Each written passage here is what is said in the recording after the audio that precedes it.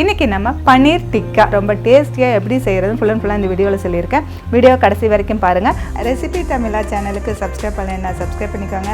வாங்க வீடியோக்குள்ளே போகலாம்.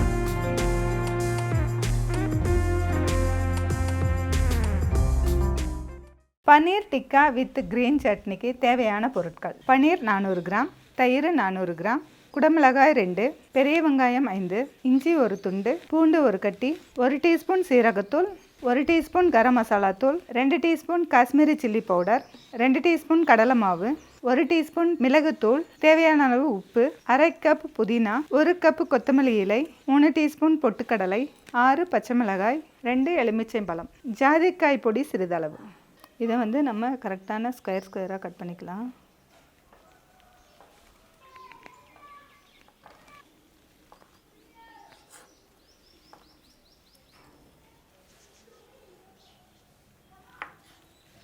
அடுத்தது நம்ம குடமிளகாயும் ஸ்கொயராக கட் பண்ணி எடுத்துக்கலாம்.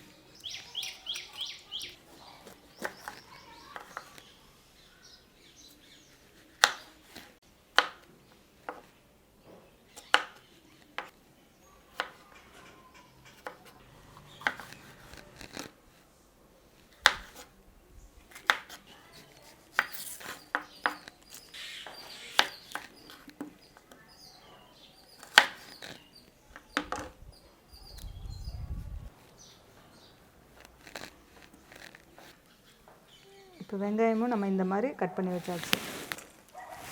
இப்போ இஞ்சி பூண்டு நம்ம இஞ்சி தோல் உரிச்சிட்டு கழுவிட்டு, அதே போல் பூண்டையும் உரிச்சிட்டு 2 மிக்ஸி ஜாரில் போட்டு பேஸ்ட்டாக அரைச்சி எடுத்துக்கலாம்.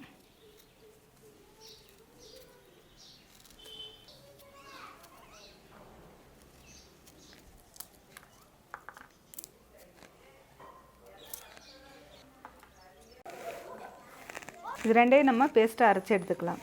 அதுக்கு நம்ம எடுத்து வச்சுருக்க பொட்டுக்கடையில் மிக்ஸி ஜாரில் போட்டுக்கலாம். அது கூட ஒரு துண்டு இஞ்சி சேர்த்துக்கலாம். அது கூட நம்ம எடுத்து வச்சுருக்க பச்சை மிளகாயை கழுவிட்டு சேர்த்துக்கலாம். அடுத்தது புதினாவை நம்ம கழுவிட்டு சேர்த்துக்கலாம்.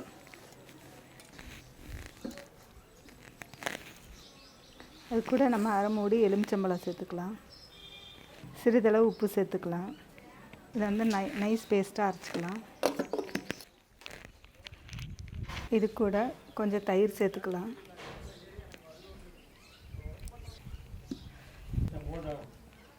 இப்போ நம்ம சூப்பராக சட்னி ரெடி ஆகிடுச்சு. தயிர் சேர்த்துக்கலாம். அது கூட ஒரு அரை டீஸ்பூன் மஞ்சத்தூள், அதுக்கடுத்தது எடுத்து வச்சுருக்கிற காஷ்மீரி சில்லி பவுடர், அதுக்கடுத்து எடுத்து வச்சுருக்க ஜீரகப்பொடி, அதுக்கடுத்து எடுத்து வச்சுருக்கிற கரம் மசாலா தூள், அதுக்கப்புறம் சிறிதளவு பெப்பர் பொடி, எடுத்து வச்சுருக்க கடலை மாவு, தேவையான அளவு உப்பு, அது கூட இந்த ஜாதிக்காயை நம்ம இப்படி திருவி கொஞ்சமாக சேர்த்துக்கலாம். அது கூட நம்ம அரை மூடி லெமன் சேர்த்துக்கலாம். இப்போ இதெல்லாமே இது நல்லா கலந்துக்கலாம்.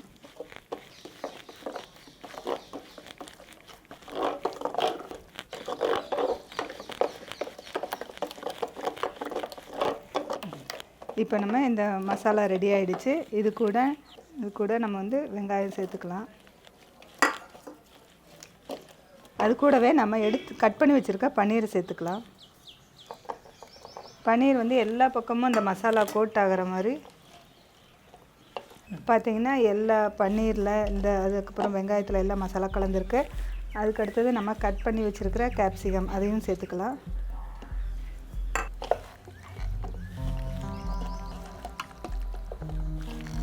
இப்போ நம்ம எல்லா மசாலாவும் எல்லா இதுலேயும் கலந்த மாதிரி நல்லா குலுக்கி கலந்து விட்டுட்டு நம்ம மூடி வச்சுட்டு ஒரு அரை மணி நேரம் கழித்து நம்ம செஞ்சுக்கலாம்.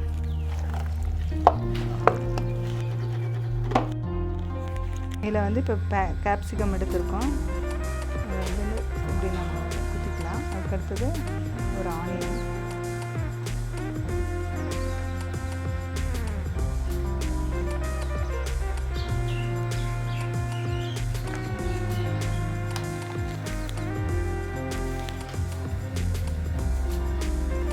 இது ஒரு grill பேனு இதில் வச்சுருக்கோம். இதை ஆயில் அப்ளை பண்ணிவிட்டு